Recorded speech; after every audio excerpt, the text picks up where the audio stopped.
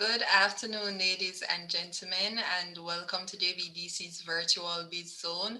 My name is Dania Bennett, your host for this time slot, and this particular time slot is facilitated by the JBDC's Technical Services Department, responsible for assisting clients with their product development needs from concept to market, right, to be ready for the market. So we would like to give a special welcome to our new and returning participants. I gather from looking at our list that we have seen a couple persons that I have not glimpsed before in any of our previous webinars. So a very special welcome to you. Now, the Biz Zone series, the JBDC Virtual Biz Zone, it basically has been exploring, well, this time slot has been exploring areas pertaining to product development and designing your products and ensuring that you're operating from a point of efficiency and getting the maximum product for the market as best as possible. So we will be taking another look today as to how you can improve how you operate within production. And today we will be looking at the basics of documentation and record keeping in the food industry. And our presenter today is new to this platform, but she's certainly not new to presentations. Her name is Miss Sandrine Bowen, and she's a food technologist here at the JBDC. She has a BSc in environmental biology and is completing her master's in food and agri-processing technology. She has 7 years experience in food technology and 7 years experience in warehousing and inventory control. She is quiet, but passionate about food, nature, and philanthropy. So just before I head on over to Sandrine, I would just like to remind persons, and for those who are new, we generally facilitate questions at the end of the presentation. So once she's finished with her presentation, you can click on the icon indicating that you want to raise your hand, or even during our presentation, you can type some of the questions that may come to you in the chat, and at the appropriate time, we will acknowledge it and we will respond to it. So without any further ado, over to Miss Sandrine Bowen. Sandrine. Thank you, Dania, for the introduction. Good afternoon, everyone. I want to take this opportunity to thank you for joining us again for another webinar. And before I begin, I want to share a quote with you. The author is unknown, and it says, "Never stop learning because life never stops teaching." So today we're going to dive into the basics of documentation and record keeping.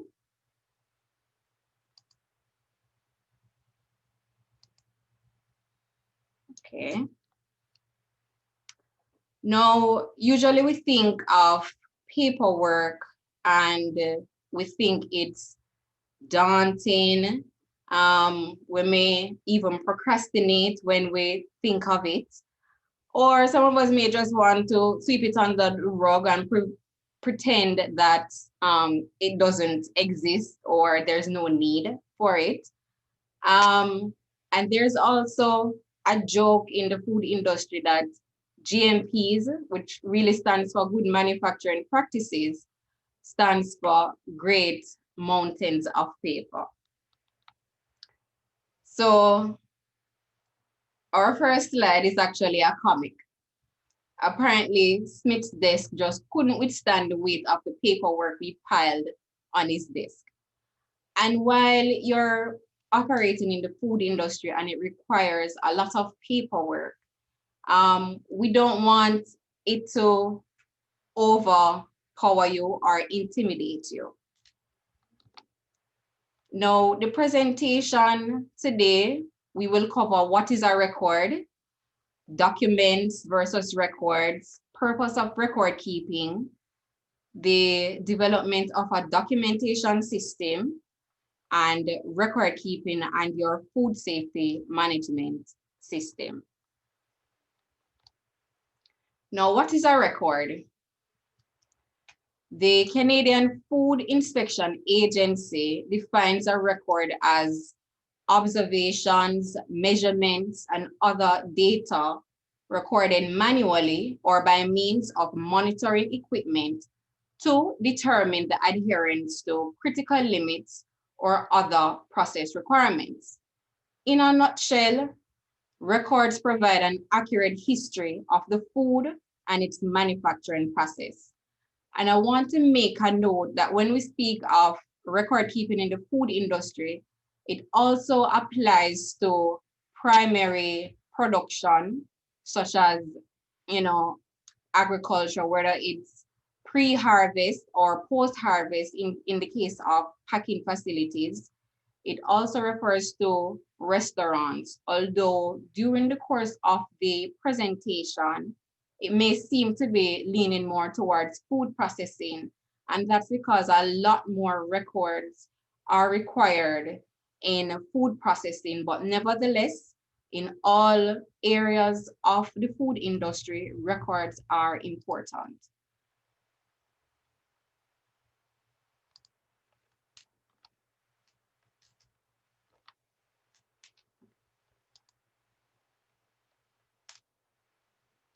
Okay, my slide, okay. Now, document, record. A lot of times we use the words interchangeably. However, there are some differences between the two. Documents usually refer to permanent paperwork, and they describe facility policies and work instructions. And even though it is described as permanent, you may review your documents from time to time. For some institutions, it may be annually, and for other institutions, it may be maybe every 5 years. But it is up to you and the operations that you are doing. You can determine which one is more feasible for you. Documents also define systems, processes, and procedures. Records, on the other hand, are filled in as activity or events occur. They provide proof that the policies were followed or the activities performed. Records also demonstrate the processes and procedures are being conducted as required. Now, why are records needed anyway? In the food industry, if it's not written down, then it didn't happen. And all food processing operations should have a record keeping system in place. Your records are just as important as your products. Now, in some companies, if you don't complete the records, then the products cannot be released to go on the market. And if your products are not on the market, then you cannot make any money. And we're in business to make money. Records are generated at different stages of the operations. Now, that includes from your in product development to selection of your raw materials to preparing your raw materials for processing, your whole processing step, storage and distribution. And sometimes you may also have records that are kept after the products are distributed to various locations. But why so much paperwork? And of course, we'll have two more comics. The first one is a comic issued by the EU, and it says the hours are long, at least 70 hours a week for the paperwork, more if you want to do any actual farming. And this represents somebody going to a job interview for a company that does farming. The other comic says, call me crazy, but I think my paperwork is actually following me. Remember in the beginning, I told you that, paperwork can seem daunting and so on. And one of the ways to, try to handle the load of the paperwork is to actually complete your records as soon as an activity is carried out. So paperwork provide a snapshot into what was done, when it was done, by whom, all of that. It provides information on corrective actions if you need to take any corrective actions. If you need to be able to correct any mistakes or prevent any future mistakes from occurring. They also provide evidence that the food was not adulterated or misbranded. And this is especially important if you want to enter the US market. This is what is actually in one of the FDA documents. And while that document does not detail the exact records that you need to keep, they state that you need to keep records to prove that there is no adulteration or misbranding. So when you go through your process, that is when you would decide, um, does this record provide evidence of such? And then you would know which records to keep. Records are also needed to promote traceability, monitor all operational activities, ensure adherence to stipulations by regulatory authorities, such as the Bureau of Standards, the Public Health, Food, the FSPID, and all of these agencies actually conduct their inspections based on what is required in various acts, such as the Processed Foods Act, the Public Health Act, and the FSPID Act. And all of them require that you keep records to substantiate that you have done, anything to support your programs. Records are also needed to ensure adherence to food safety systems such as HACCP. They provide evidence of meeting contractual requirements of buyers, such as big retailers like supermarkets, or if, for example, if we're looking overseas, maybe Walmart, they are also needed to aid in providing proof that your staff is trained and competent. They provide guide for controlling waste, provide guide for costing of products. And remember, we mentioned earlier that we're in business to make money. And if you are not costing your products properly, then at some point you may not, see that you are making the money that you planned to make. And while you may think that, oh, the costing would be more related to the business admin side of your business, both of them are actually interconnected. Records also are needed to analyze and improve your food safety system, and they also support your HACCP plan.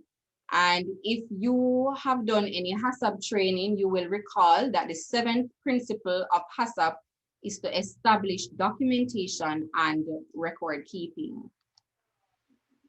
Now, documentation and record keeping is a common element of, all the prerequisite programs such as your GMP or Great Mountains of Paper, your pest control systems, your preventative maintenance programs, your supplier quality assurance program, etc. And they support the implementation of other food safety management systems and quality management systems. And ISO clause 4.2 in ISO 9001 and ISO 22000 actually states records shall be established and maintained to provide evidence of conformity to requirements and of the effective operation of the quality management system or the food management system. So if you want to have a competitive advantage and you decide that you want to go after any certifications, you cannot run away from maintaining records. So since we realize that we cannot run away from it, let's develop our documentation system. Now, when you're developing your system, there are four main factors that you need to think about. The first one is the development of your policy, and this would include defining your approach and the scope of your documentation system. You need to designate responsibility. People need to know who are responsible for actually filling out the forms, whether they're manually or they're online. We need to know who is responsible for reviewing the documentation, who has approval to edit the records and so on.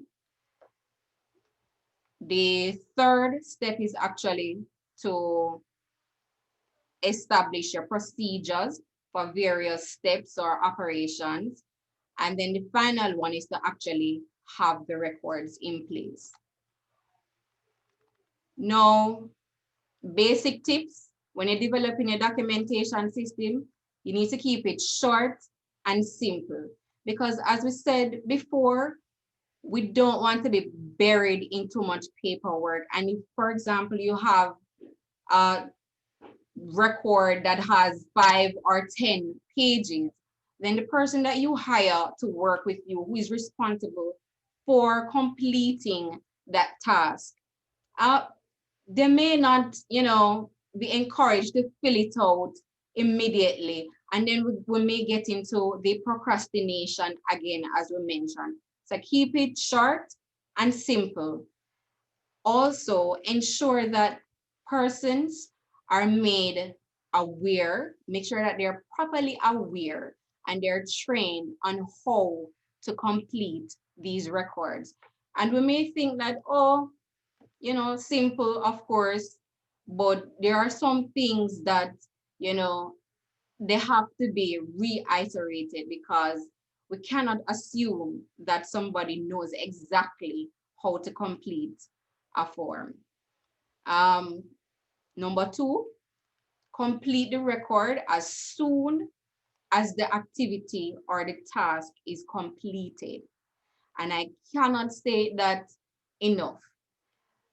When you get into the habit of completing your record as soon as the activity occurs, then you won't have a mountain of paperwork to complete.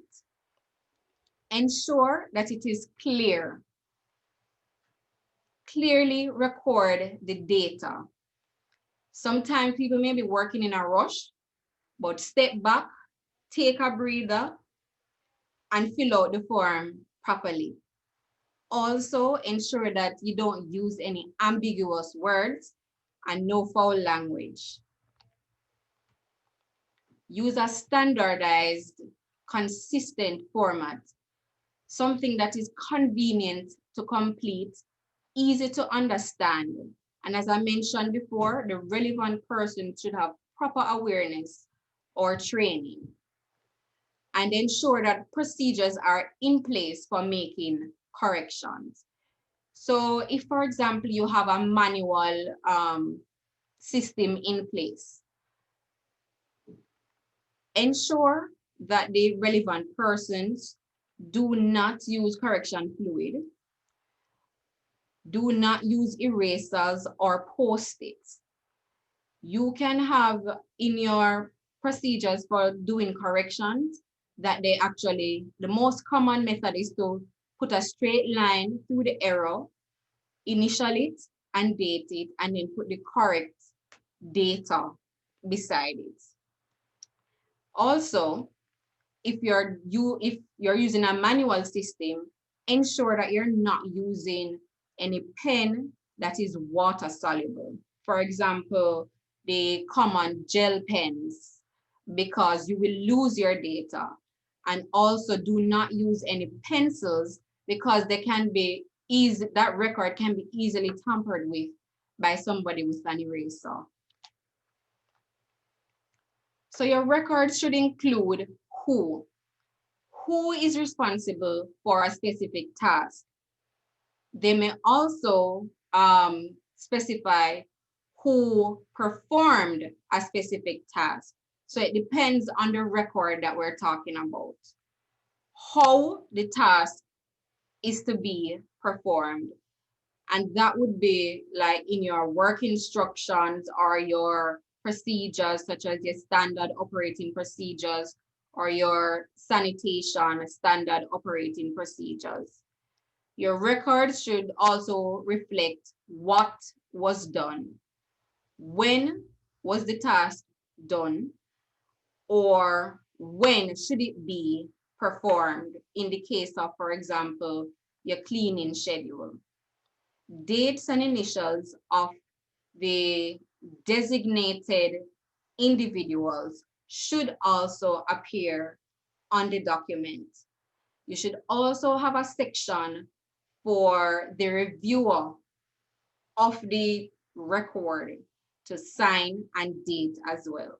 So if, for example, I am responsible for doing cleaning, then I would sign my name and date when I cleaned, for example, the restroom.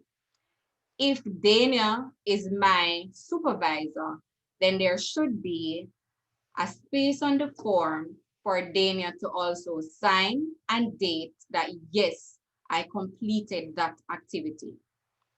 Some records may also include if deviations occurred and any corrective actions that should be taken to correct that deviation. Documentation and record control. Now, controlled documentation ensures that only the most up-to-date documents or records are used. And the following must be included on a controlled document or record. And this information may be placed in the header of the document or on a separate sheet, although that is less common. Usually it's most common to see them in the header of the document. These include the document title, the creation date and the revision date, the page number, who prepared the document or who issued the document, the approval date, and the approval signature. The documentation system should also include procedures for creating new records, approving created records, identifying records, completing records, updating them, storing records, and retiring them. Now, depending on the record or on the business or even the type of products that are manufactured, the storage period or the retention of the records may vary. So if, for example, I produce a product that has a shelf life of 2 years, then it would be reasonable to keep my, for example, my production batch records for at least 2 years or maybe 2.5 years.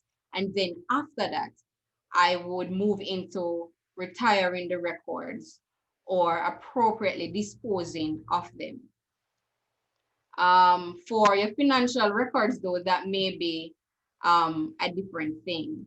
But for records related to the production or any, aspect of manufacturing in the food industry, then you can use something such as your shelf life to guide you in establishing the retention period for your records.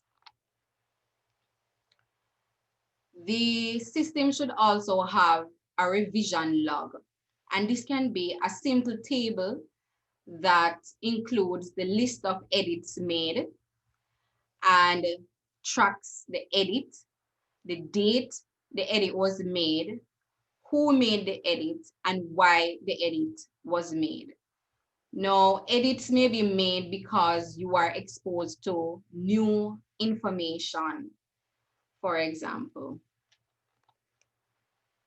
Now, examples of records used in food establishments include your personal training records, such as the academic records of your staff, permits, such as your food handlers permits, certifications, and training activities completed. Production records may include your batch process records, quality control records, such as your temperature log for your cold storage units, and other physical chemical parameters such as your pH, your acidity, your bricks, etc. Production records may also include a detailed process flow. And I will show you simple examples of process flows further in the presentation. Your pest control records may include inspection records, and these could, include the pest trap monitoring, or if you can have a sheet where you document the sightings of pests or evidence of pests, such as, for example, pest droppings, or maybe, spider webs. Because if you don't see them, that doesn't necessarily mean that they're not there. But most of the times, they will leave some evidence that they're there.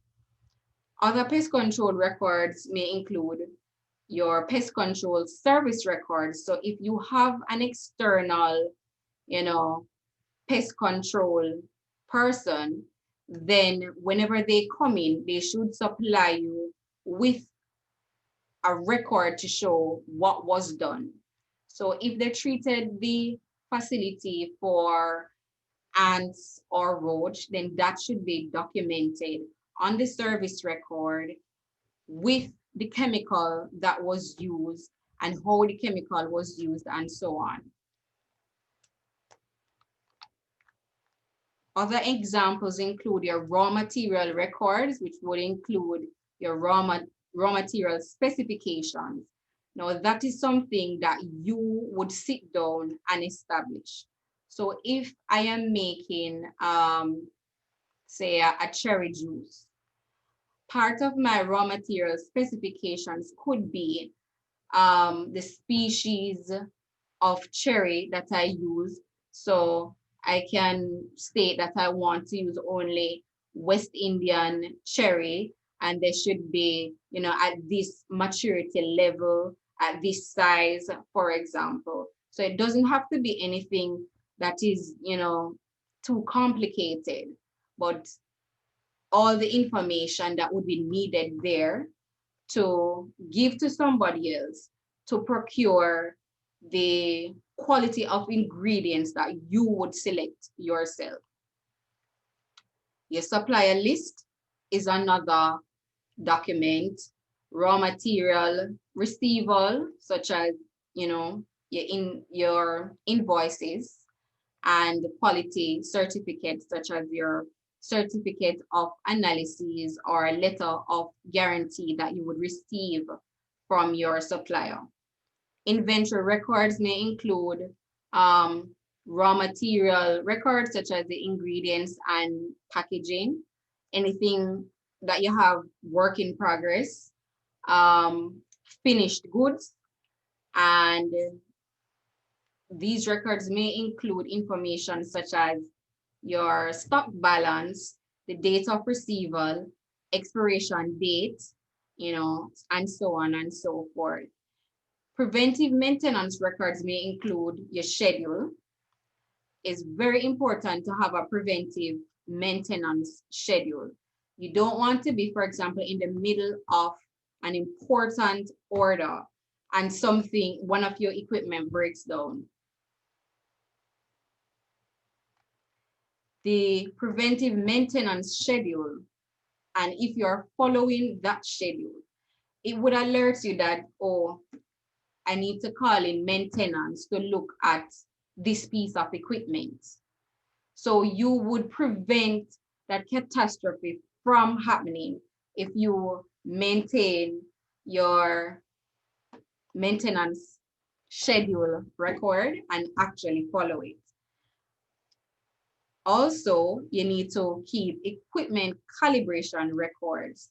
And one of the most common piece of tool or equipment that is calibrated is your scale, for example, that you would use to measure out your ingredients and your additives. And some additives have upper limits that you should not put more than that in your product, or else you're exposing your customers to, unsafe levels and whatever um, effects that may have on their health. So you need to ensure that you're calibrating your equipment and that you are maintaining these records. Cleaning and sanitation records would include your checklist, your startup checklist and your shutdown checklist, your cleaning procedure, whether it be for the whole facility or for the various equipment that you have in the space, your cleaning schedule, and you may conduct deep cleaning. It also depends on the type of product that you produce. So you may have a deep cleaning schedule for once a week, and you conduct minor cleaning, every morning and every evening. You also need to maintain your cleaning activity record. So, and of course, that would include, what you did, the piece of equipment that you cleaned, or how you cleaned the facility, and your standard operating procedures, which are applicable to each of the prerequisite programs that were previously mentioned. And some of them may include your raw material handling, your cleaning procedure, equipment maintenance, as well as pest control. Now, these examples relate to persons who are in primary production or, farming. And some of the examples may include your pre-harvest assessment checklist, manure applications log, personal education and training, your microbiological sampling and testing, and field history and assessment. Some of the records that you can maintain for a packing house include your approved suppliers list, temperature log for your transport units and your cold storage space, equipment maintenance, pest control log, and your transport vehicle inspection checklist. Now, these examples are by no means exhaustive. And for some facilities, you may not need to keep all of them. It is advised that you consult with somebody to maybe assist you in establishing some of these records.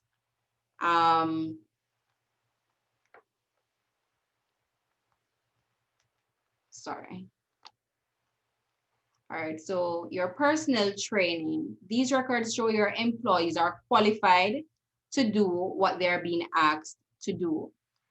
Any employee handling pest control, for example, must undergo training from the Pest Control Authority. So you can have two options for your pest control. You can either call in a certified pest control agent, or you can have one of your employees trained to administer pest control. Quality certificates, these records show clear data about the raw material being used, and they show the most important characteristics of the material and function as proof of the quality of your product. Now, this is a very simple example of a quality certificate, and the ingredient is sugar, and it shows you that the supplier is too sweet to beat. We see the lot number, the best before date. The appearance is also mentioned, as well as the storage information. Now, when you look at other certificates of analysis, you may see a section on microbiological data. So they may perform microbiological analysis and put the results on that certificate of analysis. You may see a section for where they include the results from chemical analysis as well as physical analysis. So some material may not have quality certificates. For example, if you purchase farm produce, especially here in Jamaica, you may not be able to obtain something like a certificate of analysis. But in lieu of this record, you may document or you may, ascribe a supplier code for each farm that you purchase produce from and establish and adhere to a thorough sorting or grading step in your process. So here is another very simplified example of a quality certificate. Your detailed process flow shows how a particular product is made from receiving raw material to finished product storage and distribution. It assists with the identification of important aspects of your process regarding efficiency and food safety. It also may help you to identify any areas that you may need to pay, specific attention to, such as areas that are more likely to cause contamination or an area in your production process where it has the greatest impact on time. This is a simple example of a process flow chart, and it walks you through from starting where you inspect the produce, and if it is of good quality according to your raw material specification, then you would accept it and pack it, and it may undergo another inspection before it goes to the warehouse. So this example is an example for produce. So we see that it does not undergo any processing, but nevertheless, there is a process flow chart for it. And it provides you with information on what to do if, for example, the raw material does not meet the specifications and should be rejected. So we see here where rejected produce goes to the scrap house.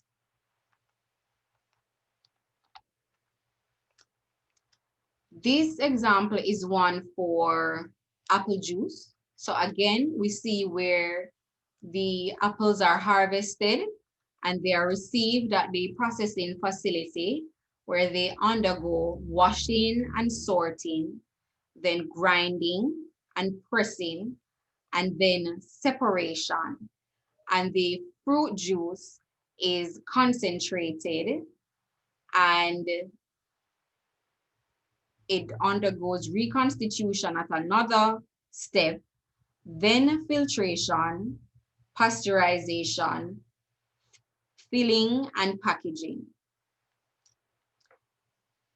Also, we see where after the initial separation, some of the product goes to fruit juice that is not from concentrate. Your work-related procedures may include work instructions, cleaning schedules, equipment maintenance, production scheduling, and raw material handling. And to support our work-related procedures, a lot of the times you may see symbols and signs posted, throughout the food establishments. And these are to remind your personnel of what they should be doing and what they should not be doing.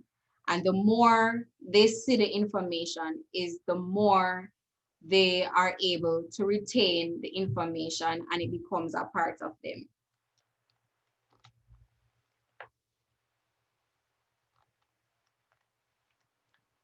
Records management is knowing what you have, where you have it, and how long you have to keep it.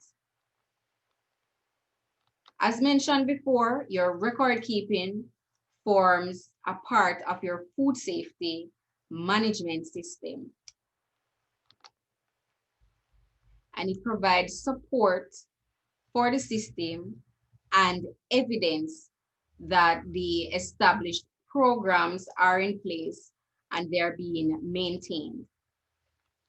Now, while certifications are mandatory and they will provide you with a competitive advantage, nevertheless, if you decide to embark on a certification, then it requires the maintenance of records. Our customers and our companies are counting on us to keep good records. So we can't just say, oh Lord, this is too much, I can't bother.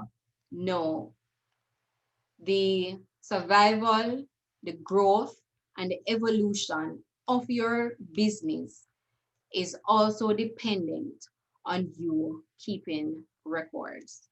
As I mentioned before, if you need any assistance in, for example, establishing your record keeping system, you may contact us at the JBDC. And if we're not able to help you directly, we'll be sure to point you in the direction of someone who may be able to provide more hands-on assistance. That is the end of my presentation. I thank you. I hope it was engaging and that you learned something new today. Thank you very much, Sandrine, to the erudite Sandrine Bowen. Certainly a comprehensive breakdown of why records are important in the food industry and how we can go about setting up the necessary records within the industry for our respective food businesses. So, if you have any questions for Sandrine, please go ahead and fire away at her. You can type your question in the chat, or you can click on the icon indicating that you want to raise your hand and we will acknowledge you and allow you to ask your question.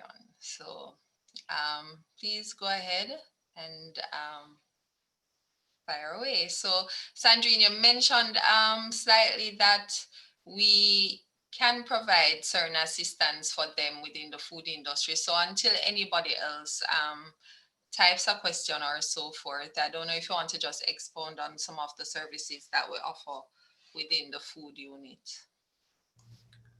Okay, so following up on the assistance that we may be able to provide, as it relates to record keeping, um, over the years, assisting other clients, we've developed like templates of some of the most common records that are required, that is shared with some of our clients, and that is free of cost.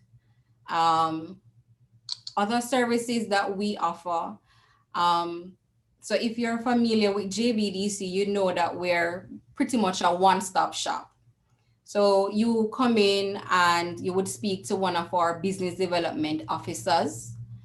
And then if, for example, you need further assistance in your food business, you'll be directed to, somebody in the food department. We assist with improving the quality of your products.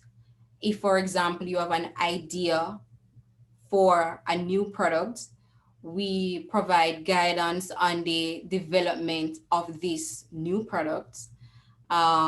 We also, from time to time, conduct site visits just to ensure that you are meeting some of the requirements for, your inspection with the Bureau of Standards or public health. So we provide that preparation for you before, your inspections.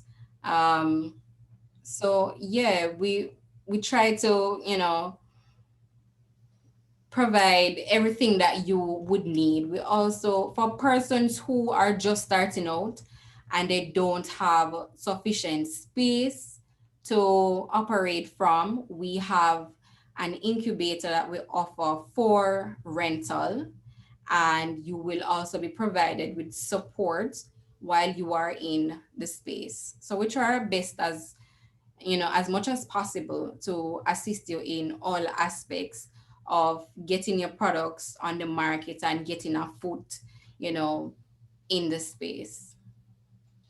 Well, certainly, Sandrine, as well, a comprehensive breakdown. Thank you very much. Camille Wisdom is saying, very good presentation. And Cleopatra Saint Behari is saying, good afternoon, Miss Bowen. Many thanks for that informative presentation. You are most welcome.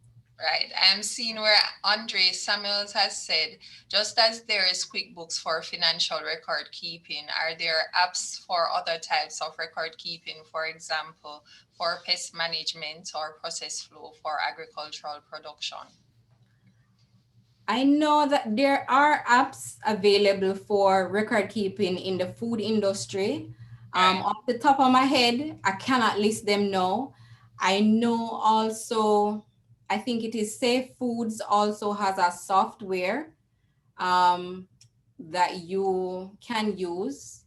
Um, but let me do some research and I can provide that information at a later date because I don't remember all of the apps offhand. That's true. I don't know if you want to go ahead and just give them your email address so that if they have any queries, they can perhaps email you directly. Sure. So my email address is sbowen@jbdc.net. So that's sbowen@jbdc.net. All right. So thank you very much, Sandrine.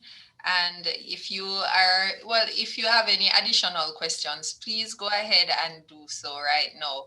And just to let you know as well, if you need to contact the Incubator and Resource Center, our numbers are 7876. I should put our area code 876-758-39668. That's 876-758-39668. Just in the event that you want to call to get additional information, not necessarily only about food, but any of the other units that we have here to support you. Okay, I'm seeing where Cleopatra Saint Behari is saying, what advice are you able to provide to home-based businesses that require the renewal of food handlers permit, but the health department is not issuing at this time? Okay, so that is a concern of many persons in the food industry, even us here at JBDC. Um, since the pandemic, we have been waiting for our date, and I was finally contacted last week.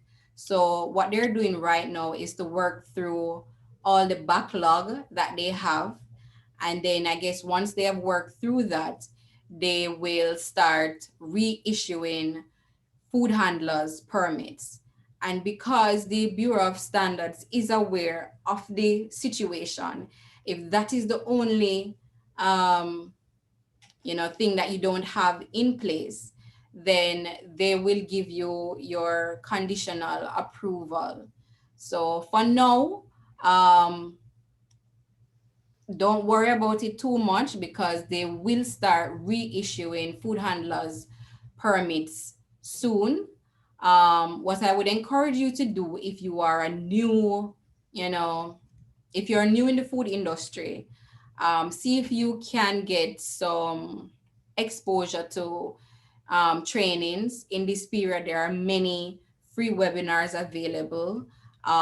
There's many content online on, for example, food safety and sanitation and hygiene and that sort of thing. So you can, edify yourself in these various areas until you are able to, get your food handler's permit. And certainly, you can never have enough information. As you said at the beginning of your presentation, it's always important to try to learn as we go along. And definitely for the food industry, it's important to always stay alert because it changes continuously, right? There's always new information. Right, and a better way of doing things. So that Exactly. definitely is very good advice, Sandrine, for it. And I'm hoping that I'm thinking that maybe they can still pay for the assessment. Yes, they can still apply for it, but they Right. may have a long wait before, they get to sit. Right. So at least if they do that as well in the interim, that's always better than just not going at all.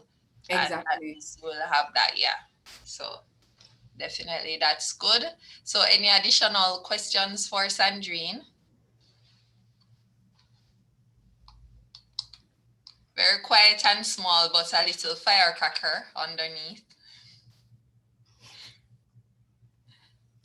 Okay, all right. I'm not seeing any additional questions, Sandrine, but as I said to you before, your presentation was very comprehensive. So I am certain that they are clear in terms of how they can go about setting up the necessary records, or at least understanding the importance of having records in the food industry. So, okay, Cleopatra Saint Behari is saying, any relevant advice for home-based businesses retailing food?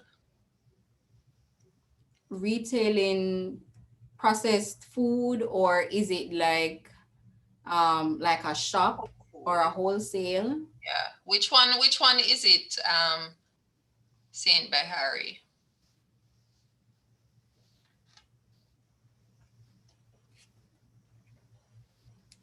I guess maybe I can answer from both perspectives because I'm not seeing yet the clarity with that. Well, if it is, for example, like a small restaurant, Mm-hmm. or even if it is for wholesale, both, or wholesale, okay, Wholesale, yeah. um, it would be mostly the public health department. And as we mentioned before, they're working through their backlogs. So even um, the inspection of your facility for you to get registration, that may take some time as well. I would encourage you to, if it is a new facility that has never received registration before, I would advise you to, access the Public Health Act and, have a read through to see what you would need to have in place for your facility. Because even the setup of it, um, and you should have some pest control program in place. So some of the documents that I mentioned before, you may decide to conduct your own little inspection of your facility, maybe on a weekly basis or a monthly basis, just to ensure that there aren't any openings for any pests to get in, to ensure that you don't see any evidence of pests, um, the layout of it. One of them is to have the food, you know, a couple inches away from the wall. I don't want to give you a number because if you look in the Public Health Act and the FSPID Act, it's two different numbers. So the shelving should be a little bit away from the wall. And of course, that it should be about 6 inches off the floor. So whether you're storing on pallets or in shelves and so on. If there's any specific information that you would need that, I may not have provided, you can always shoot me an email or call me and we can discuss it in further. Okay. And I don't know, Sandrine, thank you very much for that. I don't know, since you had started to just mention the food-based business, in terms of maybe food prep. I don't know if you want to just, I know that's not necessarily your area of focus, but I don't know if you want to give them any advice per se, since somebody out there may be dealing with that. Well, as it relates to food prep, um, most important records to keep would be a cleaning and sanitation records. Again, you can have a startup, checklist for when you just starting to work in the kitchen, as well as a shutdown checklist, and that checklist would include what, just ensuring that you did this, you did that, all of that. um, Also, I would say keep records on the raw material that you procure for, the preparation of meals. Because, for example, if you purchase, I know a couple years ago there was a recall on black pepper, and there was another one on curry powder. Oh, okay. If you use those spices in your, food prep business, then it would be pertinent that you keep that information somewhere. So you can go back and check your record to say, oh, that recall wouldn't affect me because the batch that they're recalling, has this code or this lot number, and the ones that I purchased have this. So, especially in a situation like that, I would, encourage you to keep, records on raw materials that you have procured. Um, Also, make a note of the expiration date and make sure that you're storing them in a first expired, first use, um, perspective. Uh, what else? Um, Yeah, and even for example, I know I kind of touching into the financials, but ensure that you keep your invoices and you document whether in your QuickBooks or in your manual book. For example, how much you paid for your ingredients, so that you are not shortchanging yourself or anything like that. Okay. All right. Thank you so much. And of course, the first in, first out FIFO. First expired, first used. So it's a modified FIFO. Okay. All right. So it's not necessarily always that. All right. Cleopatra is saying, many thanks, I will, and received with thanks. You're welcome, Cleopatra. Okay. So are there any more questions for Sandrine?